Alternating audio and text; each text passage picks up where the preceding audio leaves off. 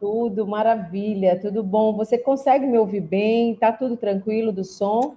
Eu consigo ouvir você bem, mas vamos ver aqui o pessoal que está com a gente, se eles conseguem ouvir bem. Pode falar mais um pouquinho para ver se eles nos ouvem.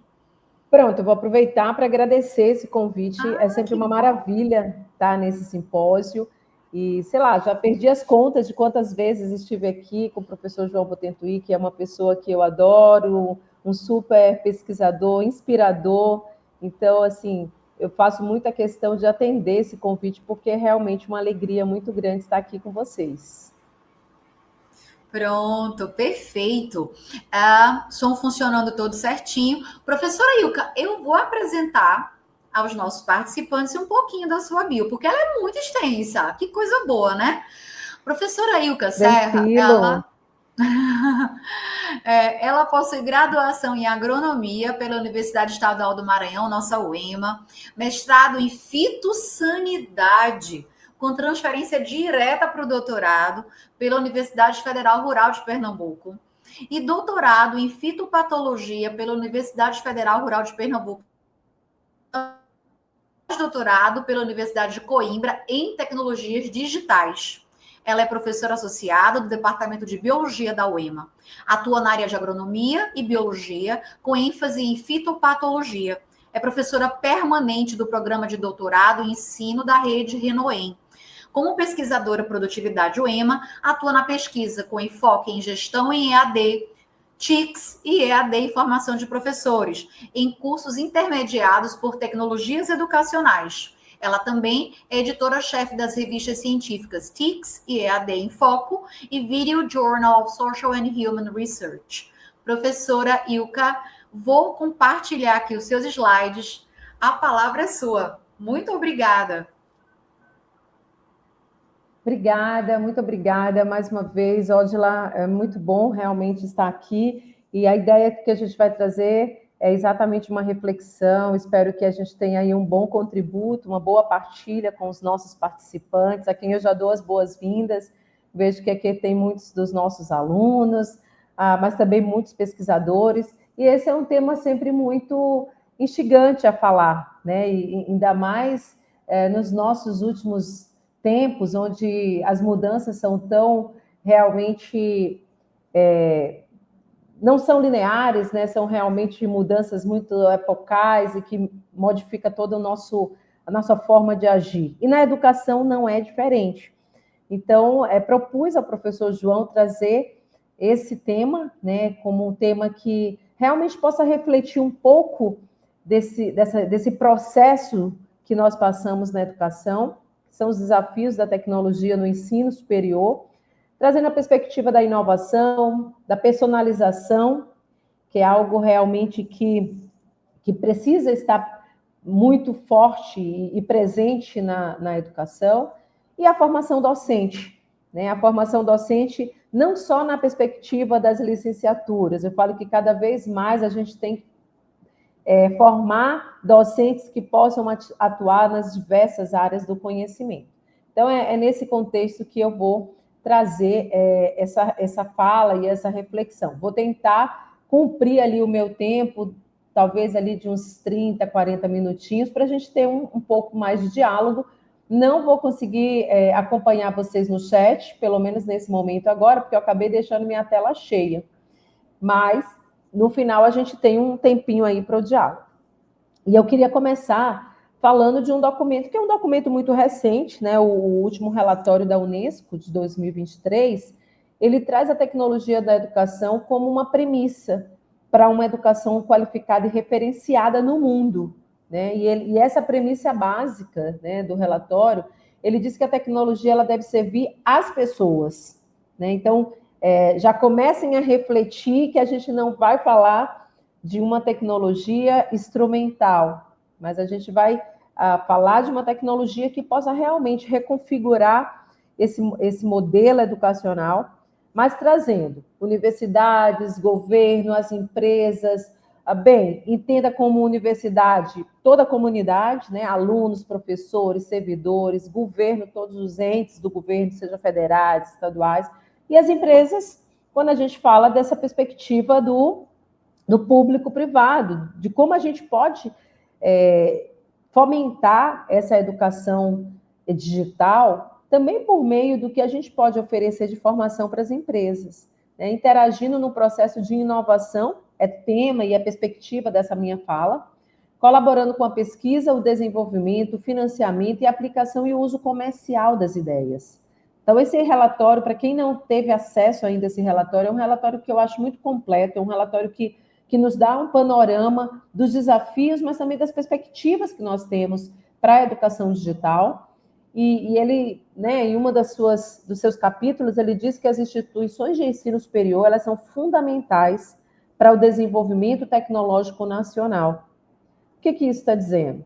Se a educação é o pilar do desenvolvimento social, econômico da nossa sociedade, é aqui dentro da universidade, é nas escolas que nós precisamos, né, promover esse debate. E o relatório é muito rico nesse contexto, de trazer a perspectiva das instituições, e aí eu vou me deter a falar de instituição pública, porque venho de uma instituição pública, apesar de conhecer a realidade de muitas instituições privadas, instituições sérias de ensino, mas vou me deter a falar das instituições públicas e nesse contexto, pensar esse desenvolvimento, né, fundamental que nós precisamos ter, educacional, tecnológico, para ser pensado no âmbito das escolas e das instituições públicas. E aí, o relatório anterior, né, da Unesco, de 2022, ele já traz a perspectiva da IA. E interessante que quando ele diz, né, o de 2023, que a tecnologia ela precisa servir para a sociedade, ela precisa servir para o povo, ela não pode ser um instrumento, ela não pode ser a salvação da educação, ele traz também essa perspectiva da inteligência artificial. Ele fala que a inteligência artificial ela tem um potencial de abordar alguns dos maiores desafios da educação hoje. Olha que interessante, né? Enquanto a gente vê muitos professores ainda com receio de usar nas suas práticas, de inovar nas suas práticas de ensino, ele traz a inteligência artificial como esse desafio para essa educação, né? E principalmente pensando em inovação nas práticas de ensino, da aprendizagem também, não podemos furtar e pensar que ensino por IA é a base da educação, não, a aprendizagem pela IA também é a base para isso.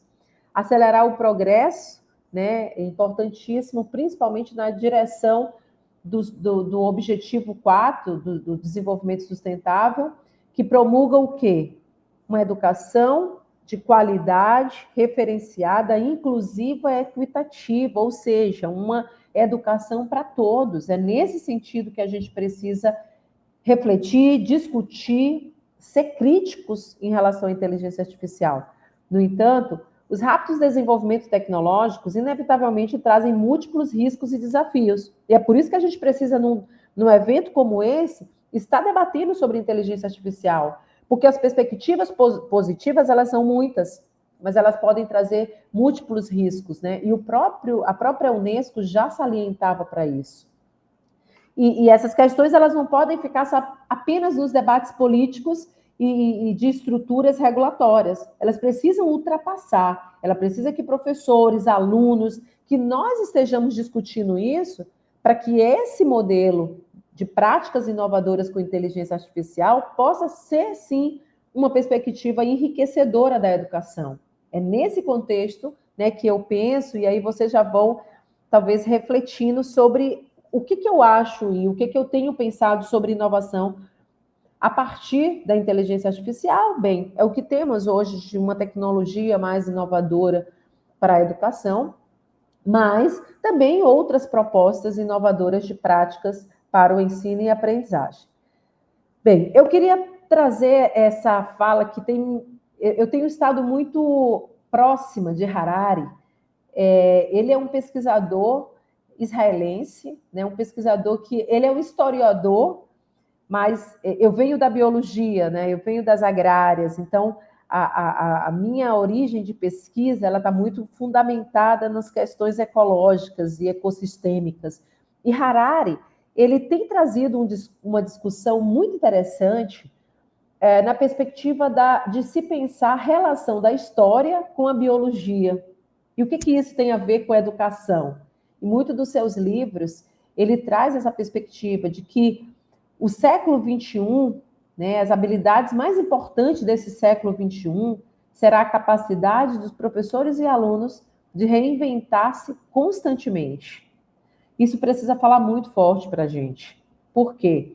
Porque eu ainda vejo muitas pessoas falando de que depois da pandemia, porque foi a pandemia que nos trouxe uma perspectiva tecnológica para o ensino e para a aprendizagem.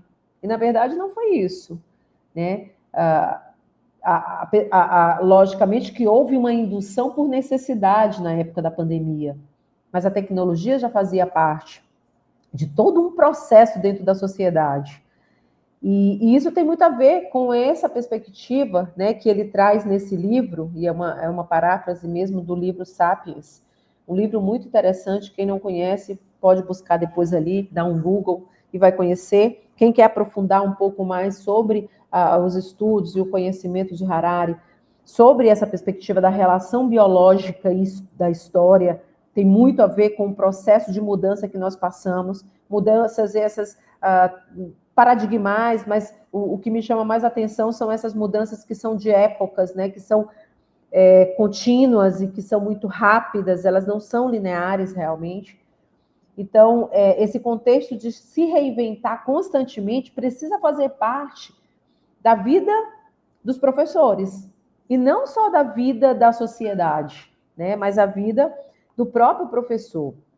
E Harari traz essa perspectiva, e eu queria começar essa nossa reflexão pensando sobre isso, né?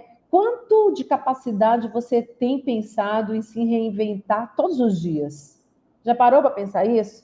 Que você acorda e você não pode mais viver aquela rotina, aquela coisa, e é importante, eu adoro disciplina, né? Apesar de não ter vindo de uma família de militares, mas eu acho que a disciplina faz todo sentido. Mas essa disciplina nossa, ela precisa estar muito fundamentada na necessidade, em habilidades que precisam ter de se reinventar. Uma coisa não deu certo na sala de aula, vamos reinventar, e a gente tem capacidade para isso, a gente tem competência para isso, né? Uma coisa não deu certo na gestão, não tem por que você ficar batendo um martelo naquilo, mas se reinventar de uma forma a fazer sentido aquilo que você quer para a gestão, para a educação. Então, gosto muito desse pensamento, principalmente porque tem algumas tendências, né, que nós temos estudado, que nós temos pesquisado para o século XXI. Século XXI esse que já está para lá da metade desse século, e a gente ainda está estudando e pensando que o século XXI começou ontem com a pandemia, né? Então, mas algumas tendências que precisam fazer sentido para essas mudanças, esse reinventar, essa capacidade que nós precisamos ter de se reinventar cotidianamente, né? E algumas dessas tendências, elas têm muito a ver com a nossa sala de aula. E eu não estou falando de sala de aula física, por favor, né? Me sinto muito próximo das pessoas que estão aqui, algumas ali já comentando no chat, e essa interação e essa presencialidade digital faz muito sentido nesse século XXI. É por isso que o professor João Botetuí tem muito sucesso em fazer esse evento, né, que já é o 10º evento. Porque quantas pessoas aqui saem com propostas interessantes para suas pesquisas, quantas professores saem daqui com uma perspectiva de fazer um mestrado, de fazer um doutorado, voltar para a sua sala de aula e ser um gestor. Então, essa é uma tendência que faz muito sentido para a gente. E aí eu me atrevi a colocar aqui algumas dessas tendências, mas uma das tendências que eu vejo muito fortemente é a gente pensar a formação dos nossos alunos para além do conteúdo, trazendo a perspectiva de um desenvolvimento de competências cognitivas associadas às competências socioemocionais. Gente, cada vez mais precisamos disso. Ter alunos que possam não ser o expert em um determinado assunto, mas talvez de ser um expert, um PhD, em competências que possam ser relacionais, né? Que essa competência cognitiva associada a essa possibilidade desse aluno ter uma relação ou um ambiente saudável, né, socioemocional, faz muito sentido para o século XXI. Então, a gente não precisa estar só preocupado em conteúdo. E isso é uma realidade, não é na educação básica, não é somente no ensino superior, mas também a gente vê os nossos mestrados, os nossos doutorados, cada vez mais a gente tem uma necessidade grande de que o nosso aluno seja um expert em conteúdo. Mas a gente esquece que conteúdo por conteúdo, isso está tudo nas redes sociais, isso está tudo na internet. Informação é o que tem, e agora com a inteligência artificial, muito mais. O que nós precisamos é alinhar, fazer um alinhamento dessas competências cognitivas que vêm do conteúdo para esse desenvolvimento das competências socioemocionais. Um outro contexto que eu acho importantíssimo é o protagonismo e essa autonomia para a cidadania. Né? Penso e temos estudado muito na rede de educação Life a perspectiva desse aluno também ser desenvolvido para uma cidadania ativa e participativa. Mas, Ilka, o que isso tem a ver com a educação digital? O que isso tem a ver com tecnologias na educação? Tem tudo a ver, porque se eu formo cidadãos e cidadãs ativos e participativos, eles também vão ser professores críticos para o uso dessas tecnologias.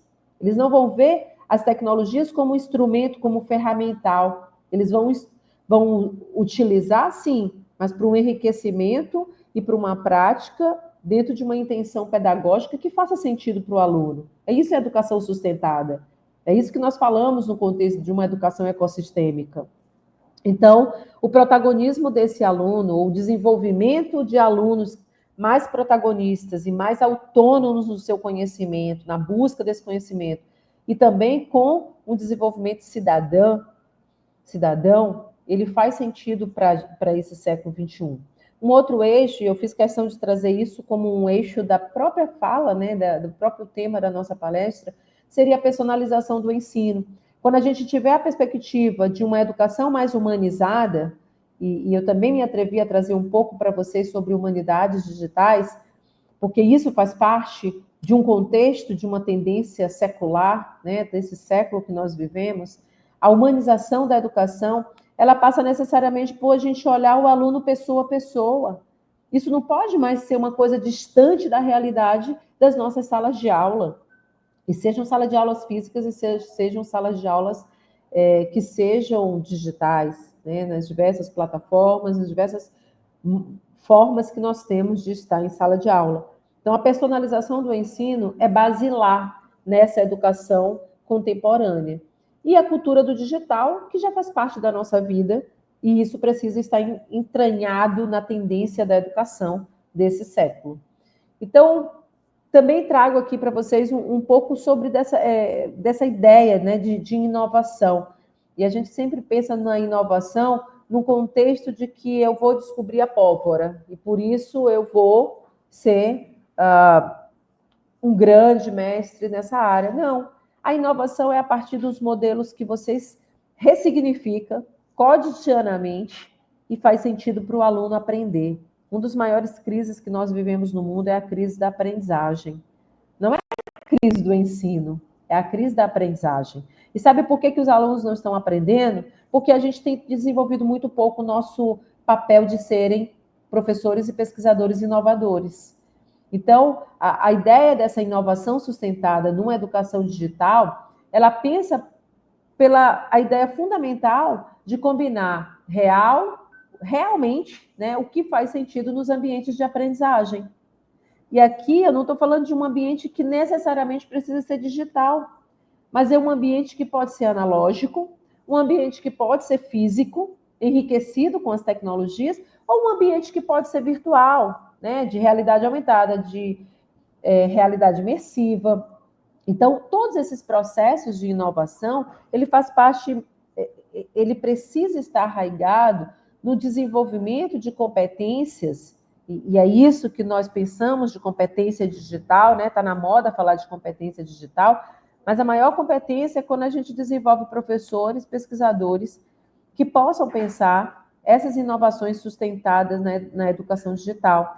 E não pensar professores que estão usando tecnologia por usar, sem nenhuma intenção pedagógica, sem nenhum planejamento para essa ação pedagógica, mas pensando que esse ambiente híbrido, né, onde eu posso e Moreira já trazia isso, né? Desde 2020, já traz uma perspectiva em um dos seus livros, que fala exatamente do Brent Lane, que o híbrido é quando você permite combinar as diferentes formas de fazer educação, seja a presença física e digital, né, o que mais se vê falar, né, de uma educação à distância, uma educação presencial, mas híbrido não é isso, ou não é apenas isso. É quando você também pensa as diferentes formas de tempo. Então, eu vou trabalhar com o meu aluno de forma síncrona e assíncrona, mas enriquecida por questões pedagógicas que façam esse ecossistema funcionar. As tecnologias, já falei sobre isso, né? Analógica e digital. Culturas, é importante, e eu gosto muito dessa fala de Moreira, que não deixa de lado o que é uma cultura pré-digital. Pelo contrário, nós viemos dessa cultura e nós precisamos estar enriquecidos com essa cultura, mas também a gente não pode deixar de lado a cultura do digital, que é o que faz a máquina funcionar. O que nós vivemos hoje? Por que é possível estar aqui hoje falando para vocês e eu ter aqui, talvez, ouvintes de vários estados do Brasil, quem sabe até de fora do Brasil, de vários municípios maranhenses, né? E eu estando aqui do outro lado da tela. É exatamente essa cultura do digital. Mas, sobretudo, articular espaços e ambientes de aprendizagem, né? É nesse sentido que a gente pensa os processos de inovação tecnológica. E aí também me arrisquei aqui a trazer um pouco do que alguns pesquisadores têm falado, e é uma linha que eu coaduno muito, né, da educação digital. Não é a educação da moda. Não pode ser a educação da moda. Ninguém pode entrar nesse contexto de pesquisar e de trabalhar com a educação digital porque isso está na moda. Mas Floride, ele já dizia que a educação ela não pode se restringir a transmitir conhecimentos estáticos. Olha que interessante, né? Falei lá atrás, a educação hoje não pode se restringir a passar conteúdo, a transmitir conhecimento, ou você achar que está transmitindo conhecimento apenas por meio de conteúdos, né? Deve empoderar os indivíduos para navegar, para participar, para melhorar a infosfera de formas críticas e éticas. Gente, isso faz muito sentido, né? Não estou conseguindo ver o chat, mas eu espero que vocês estejam aí contribuindo. Se a gente pensa em empoderar, lembra que eu falei para vocês da necessidade que nós temos do protagonismo, da necessidade de desenvolver a cidadania essa digital, o próprio a autonomia do aluno, a gente vai estar coadunando com Floride, que fala que esse indivíduo empoderado, ele consegue ter uma forma crítica e ética de ensinar e de aprender. E aí eu estou falando aqui para professor e para aluno. Então, faz muito sentido para mim, realmente essa linha que mas eu também estou aqui disposta para ver as pessoas que vão por outra linha, tá?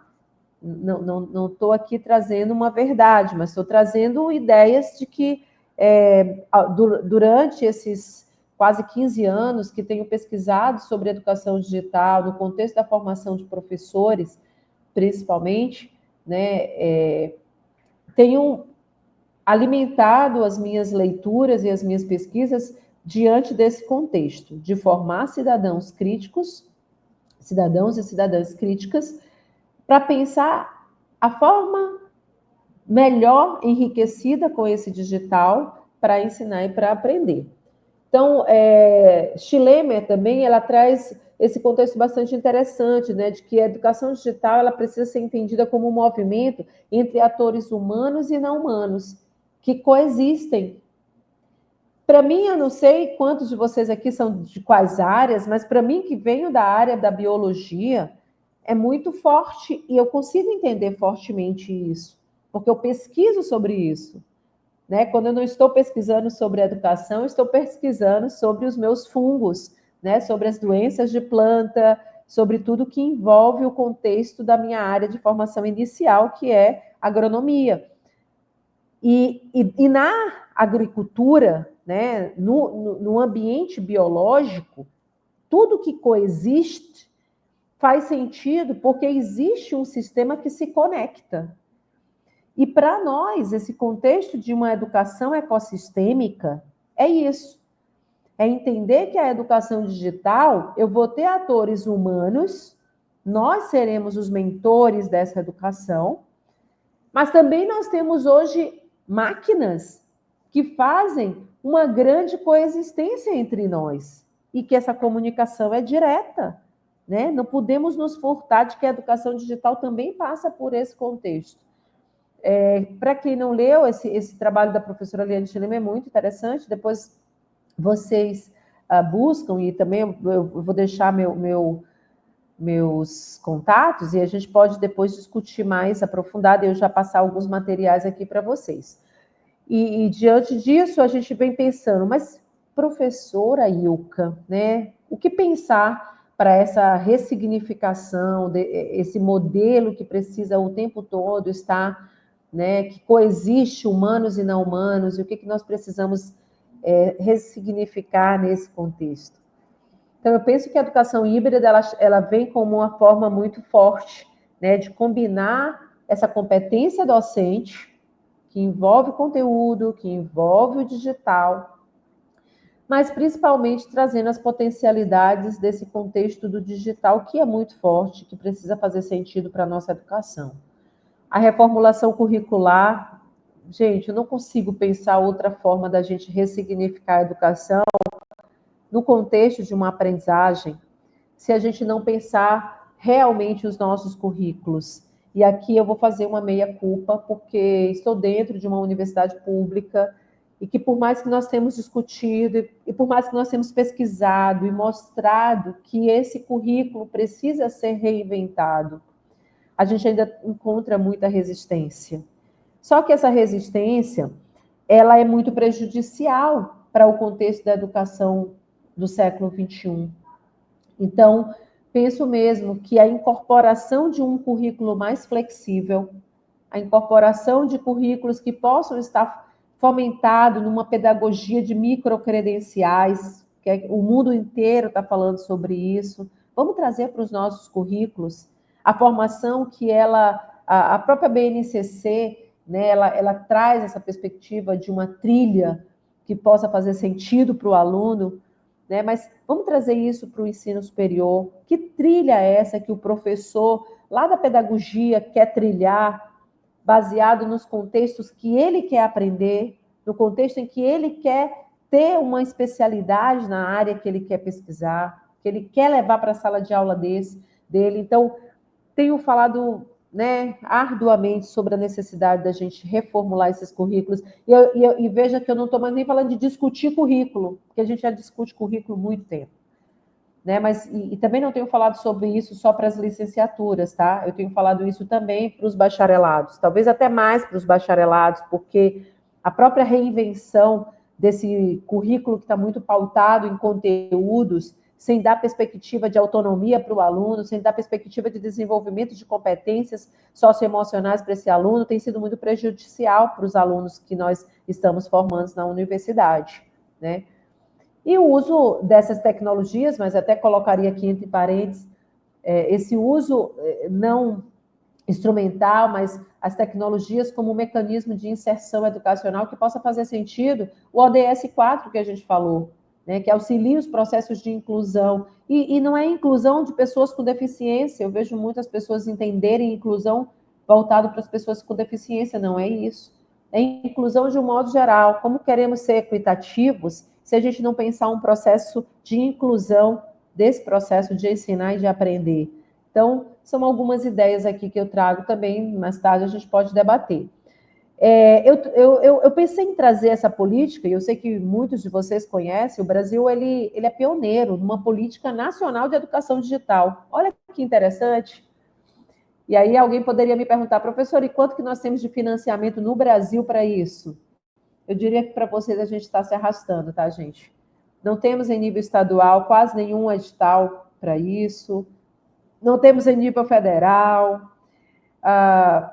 passamos uma crise hoje no MEC em relação à questão da educação à distância. Então, mas nós temos uma política nacional de educação digital. Isso que é importante, né? E vocês precisam conhecer essa lei, que é a 14.533. E eu trouxe só um trecho mesmo dessa lei, que um dos seus artigos, né, principalmente o artigo 3, ele fala que o mundo digital, que envolve aprendizagem sobre hardware, ou seja, sobre não humanos, como computadores, celulares, tablets, e sobre o ambiente digital baseado na internet, com suas arquiteturas e aplicações, eles precisam constituir uma estratégia prioritária de educação digital nas escolas. E no parágrafo 1, né, ele diz que a promoção da formação inicial de professores de educação básicas precisa ser fundamentalmente em competências digitais. Opa! A gente pode pegar essa lei e cobrar o governo. Governo, está faltando aqui recurso para a gente formar os nossos professores lá da educação básica, lá das escolas rurais, lá das escolas indígenas, para as competências digitais, né? Porque a lei fala sobre isso, então temos que ir atrás desse financiamento para as pesquisas e para a execução na prática, né, do que a lei está falando. Bem, aqui é a parte que eu já amo, né? Serres, ele é um pesquisador que ele traz muito a ideia dessa educação como habitar em rede, né? E tem muito a ver com aquilo tudo que a gente falou lá atrás. Se a gente quer uma educação sustentada num processo de inovação, a gente precisa começar a pensar em rede. A gente precisa pensar que a educação digital ela só vai fazer sentido quando nós estivermos com a nossa cabeça pensando em rede, pensando em conexões, pensando aqui no chat que eu estou vendo, não estou vendo, mas imagino que tem muita gente falando e discutindo, e eu já estou pensando aqui na rede que a gente pode formar a partir dessa palestra. Em que escolas nós queremos ser inovadores? E eu já estou aqui pensando, vou contar com a professora Ilka, vou contar com a Odila, vou contar com o João Botentuí para eu inovar na minha escola, pensando esse habitar em rede. E aí eu queria que vocês me permitissem ler esse pequeno trecho, né, que Serre traz em um dos seus livros, de 2017, não me recordo agora, esqueci de colocar o título do livro, mas eu vou ficar escrevendo para vocês. Mas ele fala o seguinte: bactérias, fungos, baleias, cegonha, não conhecemos nenhum ser vivo de que possamos dizer que não emite informações. Não a recebe, não a armazena e não a trata.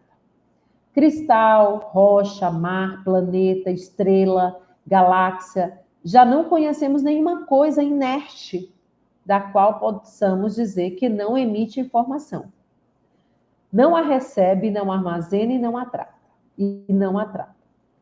Indivíduos, família, fazenda, aldeia, as grandes cidades, as grandes nações.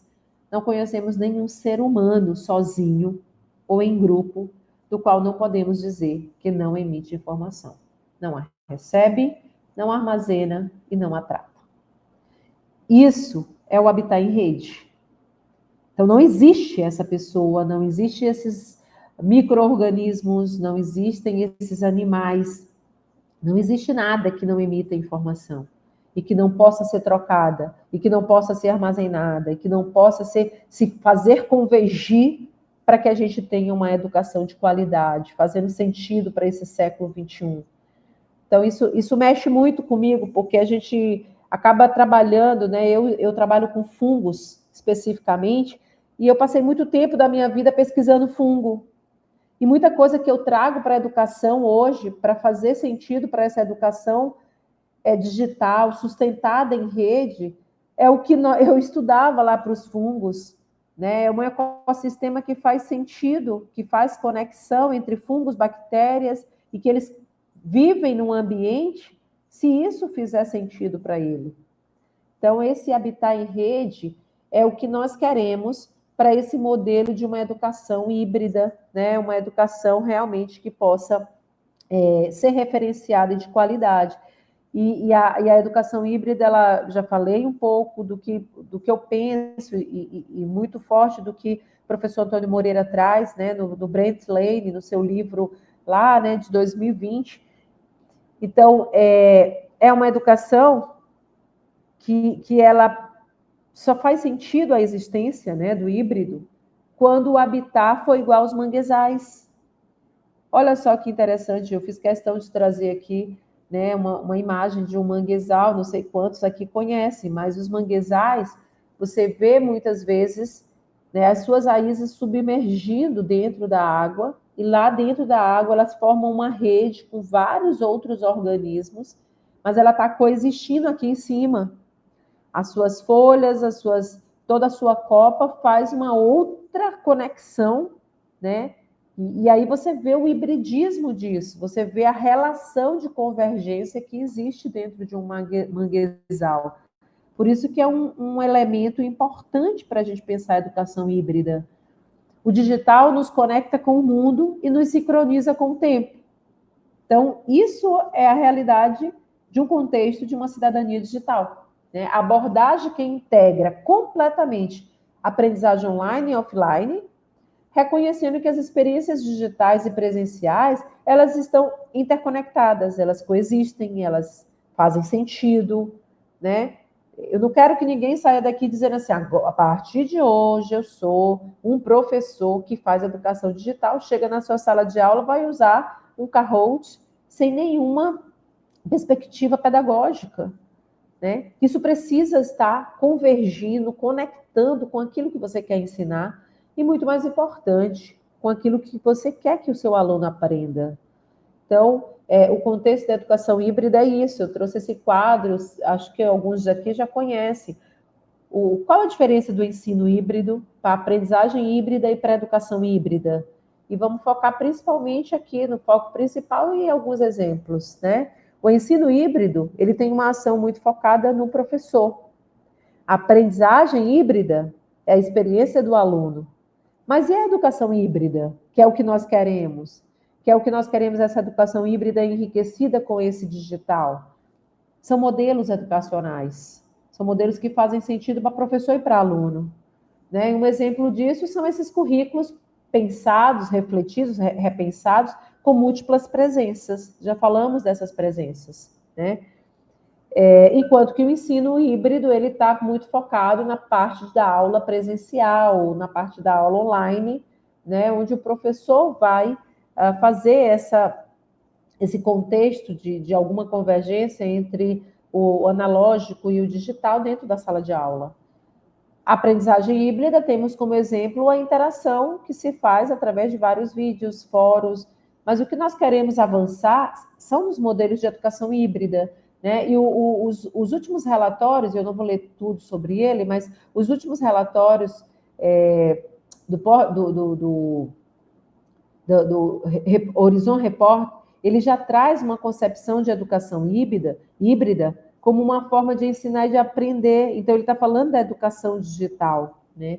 E principalmente focada em processos de personalização de ensino. Foi por isso que eu trouxe esse trecho aqui para a gente pensar, né? Personalização do ensino, na interação do professor e aluno, e ainda um conceito de aprendizagem colaborativa, aprendizagem ativa, olha que legal, fluência digital de professor e estudante, né? Ele não trata aqui só das competências digitais de professores, educação aberta e também uma problematização muito grande sobre a formação docente, né? Frente a esses grandes desafios da educação híbrida. Então, para quem não conhece, também são relatórios interessantes para discutir isso, porque eles trazem fortemente aquilo que a gente está discutindo aqui nesse diálogo, principalmente em relação a essas interações professor e aluno e a personalização do ensino. Um outro artigo que para mim faz muito sentido é um artigo da professora Sara Trindade, não sei quantos conhecem professora Sara, hoje está na Universidade de Porto, e que fala dos ecossistemas digitais de aprendizagem. E esses ecossistemas, interessante, a gente já falou sobre a ideia do ecossistema. O ecossistema é algo que conecta e que precisa fazer sentido para professor e aluno, no contexto desse ensino e aprendizagem. E o interessante é que os pilares dessa, e é o que a professora Sara defende nesse artigo, é exatamente os pilares que fazem as convergências da cooperação, da partilha de conhecimento, do desenvolvimento de tecnologias abertas, muito fortemente aparece isso, a evolução de ambientes ricos com processos de aprendizagens. Ela não está falando de ambiente digital, né? Mas ambientes que possam ser digitais e analógicos.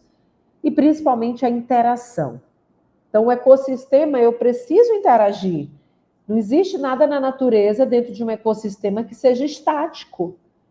Um fungo, ele interage com uma raiz de planta para promover aquela alimentação daquela planta. Existe cooperação entre um e outro. Então, essa interação, ela é contínua. Por isso a ideia de um ecossistema, né, sustentado nessa educação. E aí, também trago a ideia de que a educação mediada pela tecnologia ou pelo digital, ela acaba sendo uma transmissão de conteúdo via tecnologia. E talvez o que nós precisamos é enriquecer esse ambiente educacional. E aí faz muito sentido a ideia da educação enriquecida pelo digital, né, que vai além de uma transmissão de conhecimento por meios tecnológicos, por meio de uma aprendizagem apenas de informação, mas ela destaca o enriquecimento desse ambiente educacional por meio das aprendizagens interativas, criativas, né, sejam elas ali analógicas ou digital. Então, a gente precisa trazer para a discussão isso, né? Não sei quantos de vocês aqui já usou muito, eu já usei, né? Educação mediada pelo tecnológico, educação mediada pelo digital. Sim, isso foi um tempo atrás. Hoje nós já temos elementos para entender que a educação, ela enriquece, ela pode ser fomentada, né, enriquecida por esse modelo digital e que possa fazer sentido para a aprendizagem dos alunos. Como eu falei para vocês, eu não vou aprofundar sobre isso, mas hoje, quando a gente estuda a perspectiva de uma educação humanizada, principalmente para uma crítica a esse modelo muito tecnocrático que a gente vê hoje na sociedade, surge a ideia das humanidades digitais. Também não sei quantos ouviram já falar, não sei quantos aqui, eu queria até conhecer quem já pesquisa sobre isso. Então, as humanidades digitais, ela é um espaço de resistência a essa tecnocracia. Lembra que eu estou falando de uma ideia em que eu preciso desenvolver o meu aluno para uma consciência, para uma competência cognitiva, mas também socioemocional? Então, eu não posso ter a tecnologia como o pilar fundamental da minha educação, mas eu preciso podar essa tecnologia diante de um contexto de humanização. E é isso que as humanidades digitais estudam, né? Tenho estado também muito interessada de estudar sobre isso. Ainda não tenho aprofundamento sobre isso, mas quem sabe aí, né, tenhamos alguns alunos de mestrado e doutorado que queiram estudar sobre isso. Ela defende a centralidade da linguagem, da história, da estética, da subjetividade, de uma construção de um mundo digital mais justo e plural. Lembra que eu não estou usando ferramental, né? Assim, aproxima as humanidades de uma prática educacional que, ao mesmo tempo em que utiliza essa tecnologia, ela interroga, ela ressignifica, ela critica, ela propõe questões éticas para essa tecnologia. Então, é um contexto muito interessante de estudar, né, a educação digital. E aí, trazendo para o lado, talvez aí, até fortemente da EAD, que hoje é uma crítica, o que é a presencialidade na educação à distância? Me parece que o MEC não consegue aprofundar sobre isso, mas enquanto eles não aprofundam, a gente vai aqui pesquisando e trabalhando. Então, dentro do contexto da EAD, já que isso é muito fácil a gente entender no contexto dos cursos presenciais ou até mesmo dos cursos mais híbridos, no contexto da educação à distância, o que faz sentido hoje para essa tendência do que é a educação digital é a presencialidade digital e as humanidades digitais. Então, eu não creio que vocês estão aqui imaginando que eu sou, né, uma duende que saiu de algum lugar e que eu não tenho presencialidade, né, que eu estou aqui só em alma. Não. Eu tenho a minha presencialidade física, que não está próxima fisicamente de vocês, mas eu espero que a nossa distância transacional seja muito pouca e que a gente esteja realmente muito mais próximos, né, apesar desse distanciamento físico. Então, entender a presencialidade digital é entender que podemos ensinar e aprender nesse contexto de uma educação contemporânea. E a humanidade digital, ela entra muito fortemente para integrar tudo isso, para fazer uma valorização da dimensão humana, né? Não só humana, mas social, colaborativa, um contexto mesmo de colaboração, de interconexão entre o ensinar e o aprender. Eu estou avançando para não perder o meu tempo, e ainda para ouvir um pouquinho de vocês. Mas aqui são algumas características, né, do que tem sido pesquisado nas humanidades digitais. Depois eu vou apresentar para vocês 2 grupos muito fortes que têm trabalhado com essas humanidades digitais e que, de repente, algumas coisas se correlacionam, né, com a nossa rede de educação Life. Mas as características principais são essa interdisciplinaridade, muito fortemente a colaboração, o trabalho em rede, que aí vem do próprio contexto da educação digital, né? Defende o acesso livre, então a educação aberta do conhecimento, estimula a criação e a recriação de conteúdos. Então isso tem um sentido bastante importante para essa humanidade digital. E aí teria até aqui mais algumas outras características, o próprio ressignificar do uso tecnocrático dessa tecnologia, sem ter um viés realmente de um processo humanizador.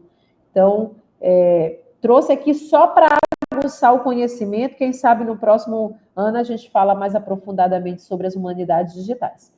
Os 2 grupos muito fortes de pesquisa são esses, né? Se vocês conhecerem outros, depois vocês colocam aí no chat, mas é o grupo da USP, Humanidades Digitais, é o primeiro grupo que foi o grupo de pesquisa, né, do CNPq, e eles pesquisam sobre isso, né, pesquisas interdisciplinares que promovem projetos de edição digital, arquivos audiovisuais, reflexões críticas sobre a cultura do digital. E aí cabe, né, dentro desse grupo, vários pesquisadores de diversas áreas, porque a ideia é exatamente essa interdisciplinaridade. E o outro é da Fundação Getúlio Vargas, que é o Laboratório de Humanidades Digitais. Também dentro desse mesmo contexto, mas aí eles trazem um contexto político histórico mais forte, né, do que o da USP. Então, quem tiver interesse, é só trabalhar aí conhecendo esses pesquisadores. Não esqueçam que nós estamos em rede. Então, essa conexão para fazer sentido às humanidades digitais faz todo sentido. Dentro das práticas pedagógicas, o que as pesquisas têm levantado diante das humanidades digitais? A criação de acervos digitais colaborativos com o estudante, olha aí o protagonismo estudante, a edição críticas digitais para análise textuais, muito do que tem sido pesquisado na área da educação tecnológica tem sido instrumento, né, dessas avaliações críticas dessas análises. Mapeamento histórico e cultural como ferramentas georreferenciadas, podcasts de entrevistas e debates com base nos estudos culturais. Olha que interessante, né, de você aprofundar. Alguma dessas coisas aqui que eu quero pesquisar mais à frente. Curadoria digital em torno do tema contemporâneos, e aí envolve inúmeras coisas. Vamos estudar sobre cidadania digital. Vamos fazer uma curadoria digital sobre isso? O que tem no Brasil? O que tem no Maranhão? Né? Práticas que incentivam a autoria, a crítica, o envolvimento ativo de alunos com saberes humanísticos. Isso é interessantíssimo, porque a gente fala muito da questão de educação aberta, mas a gente tem pouca competência para isso, né? Seja aluno, seja professor. Então, as humanidades digitais trazem um pouco disso. E, logicamente, não poderia estar fora a própria avaliação do que é inteligência artificial no contexto das humanidades. Né? Então, é importante que os próprios pesquisadores que discutem a humanidade digital, ele vê um viés da inteligência artificial muito forte para a educação. No entanto, né, devendo considerar algumas coisas que aqui eu trago, considerar a singularidade do sujeito, a diversidade cultural, a empatia, a mediação humana, ou seja, precisamos ser críticos com algumas das ferramentas tecnológicas que temos aí de inteligência artificial. Não substitui e não deve, né, a escuta sensível, o olhar pedagógico, a construção no sentido coletivo. É importante isso, professor. Vamos utilizar dessa ferramenta tão rica que é a inteligência artificial, que enriquece tanto a nossa educação, mas vamos ser críticos nessa escuta, né? Vamos ter esse olhar pedagógico. Por isso que o professor nunca vai desaparecer, porque essa mediação só faz sentido o professor mesmo. Poder potencializar o valor da humanidade e das presencialidades digitais, poder promover uma educação crítica, sensível e verdadeiramente conectada com o século XXI. Esses são os desafios que nós temos de pensar as humanidades digitais no contexto da inteligência artificial. Acho mesmo que já estou finalizando, queria só apresentar para vocês um dos projetos que estou desenvolvendo com alguns pesquisadores do estado do Paraná. É um projeto que trata da educação do futuro e, portanto, trata dessa educação digital. E esse é um projeto muito maior, mas eu vou apresentar para vocês apenas o eixo que eu estou fazendo parte, que é o eixo das competências digitais.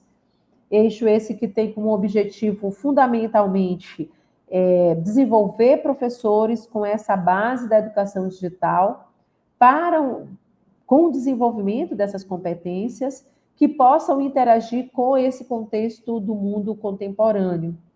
E aí, né, tendo em consideração esse cenário de mudanças relacionadas não só com a emergência das tecnologias, mas também com a consolidação de filosofias da educação, nós, né, desenvolvemos, eu, professor Antônio Moreira, professora Sara, professora Cida, né, professora Maria Aparecida, que é a coordenadora desse grande programa lá no Paraná, um quadro de referência de competências técnicos digitais de professores designados especificamente, né, a partir de uma customização, de um reload do Digicomp Edu, com foco em 4 áreas que o Digicomp Edu, 3 áreas que o Digicomp Edu não trazia, que é a competência para a inteligência artificial, a competência digital para a educação aberta e a competência digital para a educação online.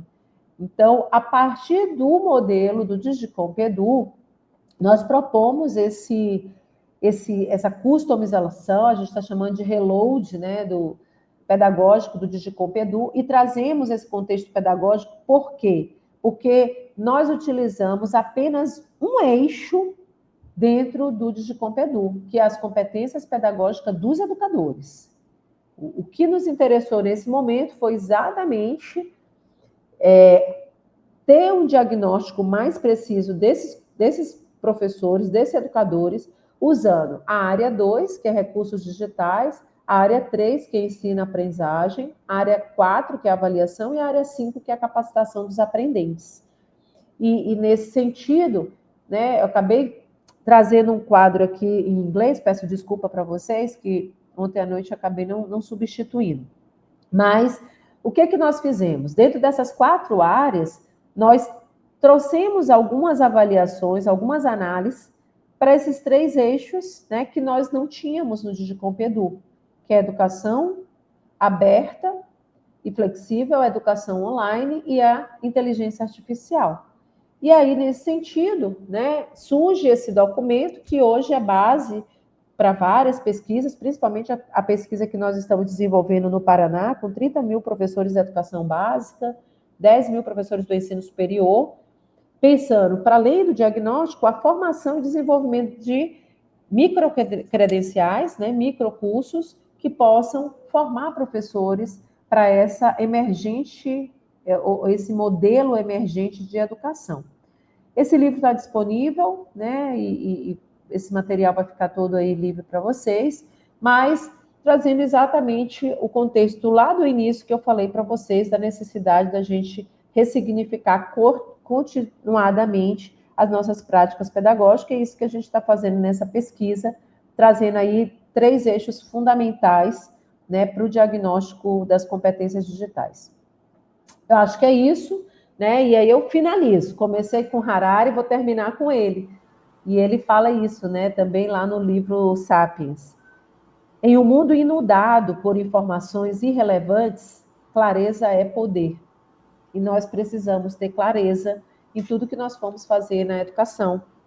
Então, pensando esse contexto, né? Já vou aqui parando a minha apresentação, já vendo com Odila como que podemos avançar. Na verdade, Estou quase professora... no tempo, né? Passei 5 minutinhos. Tranquilo. Na verdade, adoro Harari, eu ia até te comentar sobre também outro livro dele maravilhoso, é Homo Deus, né? Ou não sei se tu Como também... Deus, temos Homo também Deus, é o modelo do maravilhoso. século XXI. 21 lições para o século Deixa XXI, fantástico também. 21, exatamente. Deixa eu Harari é até um... deixar aqui os meus contatos pessoais. Anotem, gente, anotem, printa a tela. Que coisa boa. Primeiro, professora Ilka, assim, eu acho muito maravilhoso a gente poder conversar com pessoas de áreas diversas, né? Então, há pouco o Nilson aqui, matemático, poder trabalhar com você que é da área das ciências biológicas, da agronomia, né? Então, assim, é muito rico você mostrar exatamente que todos fazemos parte do mesmo ecossistema e trabalhar essa ideia de ecossistema de forma tão, né, didática, chegando, apresentando também a parte da questão digital. Eu fui tentando ao mesmo tempo colocando aqui alguns documentos, não sei se as pessoas foram percebendo, quando você fala de humanidades digitais, né, que é um conceito bastante interessante. Então, se tiver algum outro material que você queira que eu poste também, só colocar aqui no chat privado, que eu coloco aqui para todo mundo, tá bom, professora? Pronto, tá ótimo. O que nós temos aqui no chat, na verdade, são comentários, né? A Andrea, ela fez um comentário quando você colocou uma tabela. Ela falou assim: no mestrado eu pesquisei no contexto de pandemia e na minha pesquisa de campo identifiquei problemas sobre a concepção de professores sobre educação híbrida, né? Que é um conceito realmente, professora, que às vezes as pessoas não absorvem corretamente, né? Então, é isso. Eu gosto dessa tabela, apesar de ser bem simples, né? É uma tabela que ela deixa muita clareza. A gente, bem na época mesmo da pandemia, Andréia, a gente ouviu falar muito sobre ensino híbrido.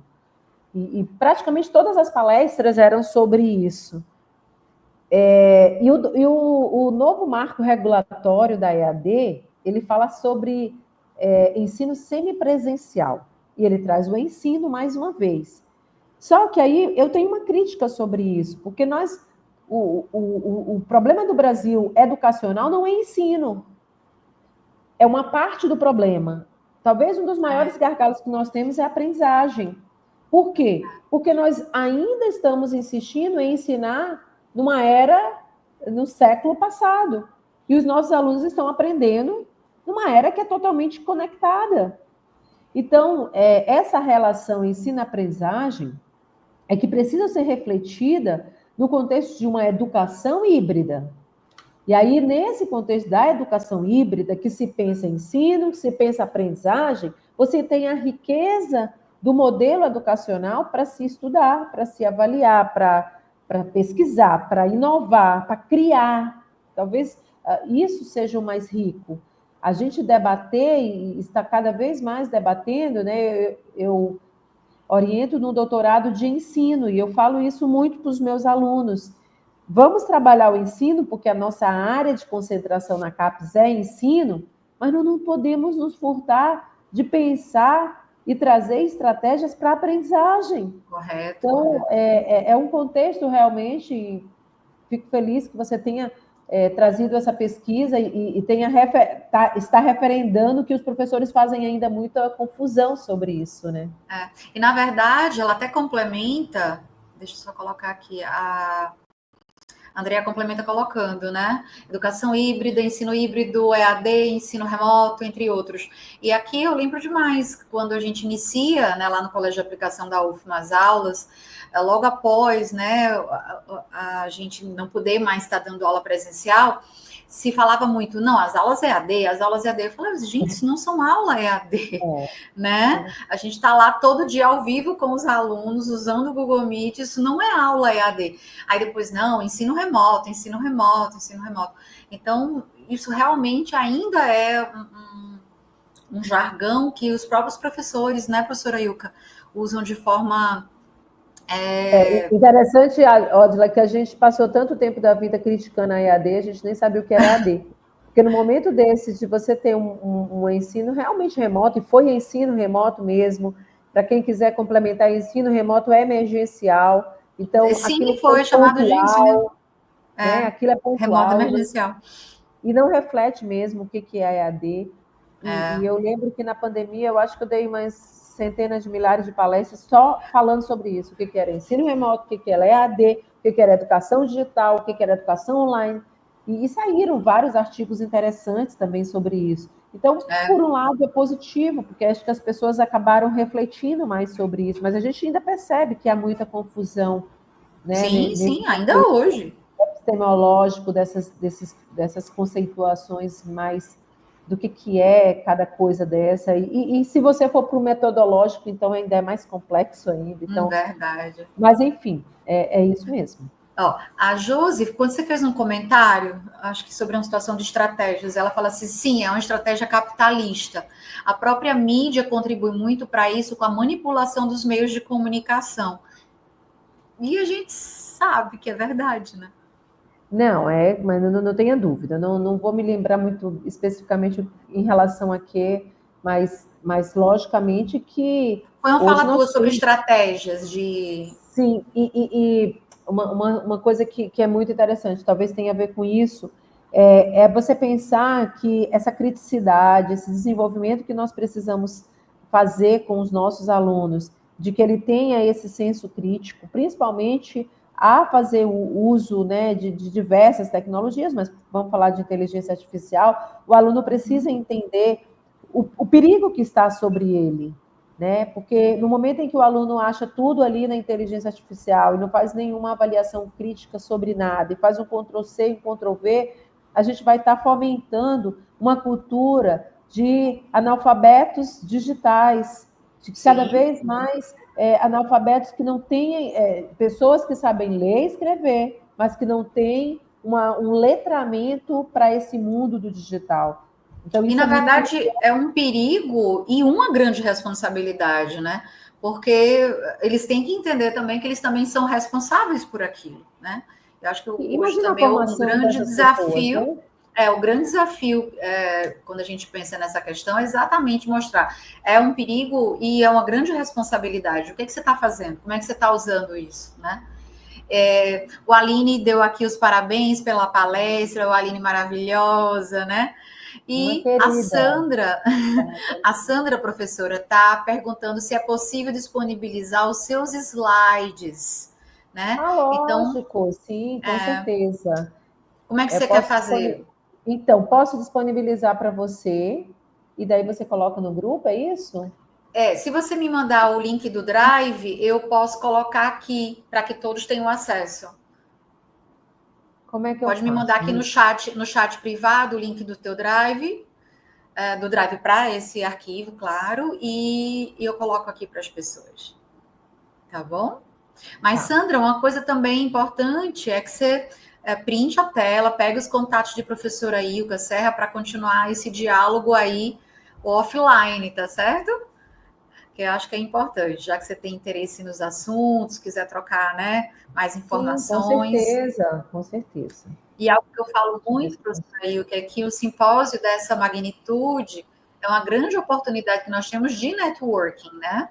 Então, da gente poder exatamente ver quais são os assuntos novos que eu quero aprofundar, entrar em contato com os palestrantes, né, que se propõem a compartilhar e que as pessoas possam fazer isso, né? Tá, vê se eu conseguir compartilhar contigo. Sim, eu vou... Pronto, vou compartilhar lá com o grupo, tá certo, professora? Tá ótimo. Com a sua permissão. Mas é isso. Com a sua permissão. Vou botar aqui slides de professora Ilka. Esse network é fundamental, né? Fundamental, correto. Essa construção em rede, eu sempre falo, né? É muito interessante. E a gente poder estar discutindo esses assuntos e talvez deixar aqui essa gravação que mais tarde outras pessoas vão ter acesso. É uma riqueza, é o que a gente fala do enriquecimento do digital. Imagina se eu tivesse que fazer essa palestra ali para 30, 40 pessoas lá na UFMA e depois acabava ali e pronto, né? E a gente tem essa possibilidade mesmo de ter um público. Olha que interessante. A Sandra escreveu há pouco, né? Muito obrigada. Sim, estou pesquisando bem essa área de agronomia e AD, ensino híbrido. Então, Sandra, o simpósio existe também para network. Eu acho que não foi à toa, né, que a gente se encontrou aqui essa manhã. Pronto, Isso. Sandra, já fico à tua disposição. A área que eu tenho pesquisado muito. Bem, não tenho feito essa relação. Então, fazer essa relação seria primordial. Ainda estou nas minhas caixinhas, nos 2 programas de mestrado. Mas só às vezes, uma conversa, professora, ela dá tanto insight.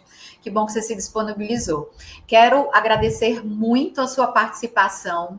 Muito, muito, muito. Inclusive, para mim, que sou de outra área de graduação, né? Você traz de uma forma muito leve, muito interessante, muito instigante. E só em trazer Harari já me conquistou, né? Então, assim, agradeço muito, muito. Aprendi muito com você. E quero deixar aqui o nosso muito obrigada em fazer parte do simpósio. Zenilde aqui está dizendo, professora Ilka, parabéns pela palestra.